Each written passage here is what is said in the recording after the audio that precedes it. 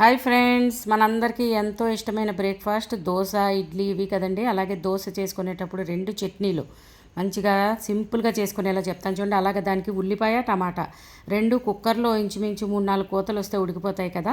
అవి తీసుకుని చల్లారిన తర్వాత మనం మిక్సీలో పేస్ట్ చేసుకోవాలండి. దాంట్లో ఒక పచ్చిమిరపకాయ, కొద్దిగా సాల్ట్ వేసుకోండి. టమాటా పులుపు లేకపోతే కనుక కొంచెం చింతపండు కూడా వాడుకుంటే పచ్చడి చాలా కమ్మగా ఉంటుంది. చూడండి, అలా ఆడుకున్న పేస్ట్ని మనం ఒక బౌల్లోకి తీసుకుని జస్ట్ తాలింపు వేసుకుంటే చాలా ఈజీ కదండి. 10 నిమిషాల్లో ఈ చట్నీ రెడీ అయిపోతుంది.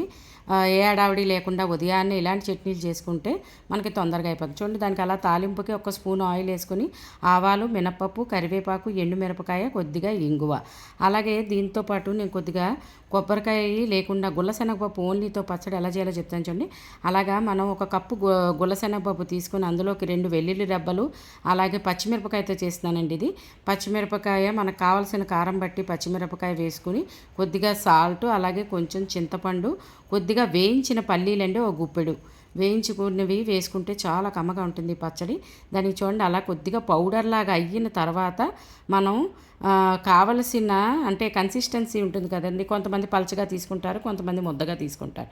దాన్ని బట్టి వాటర్ యాడ్ చేసుకుని ఇంకొకసారి ఆడుకున్న తర్వాత మనం ఇలాగా ట్రాన్స్ఫర్ చేసుకోవాలండి. బౌల్లోకి ట్రాన్స్ఫర్ చేసుకున్న తర్వాత ఇందాకలు తాలింపు వేసుకున్నాం కదండి, 2 పచ్చళ్ళకి కలిపే వేసానండి నేను తాలింపు.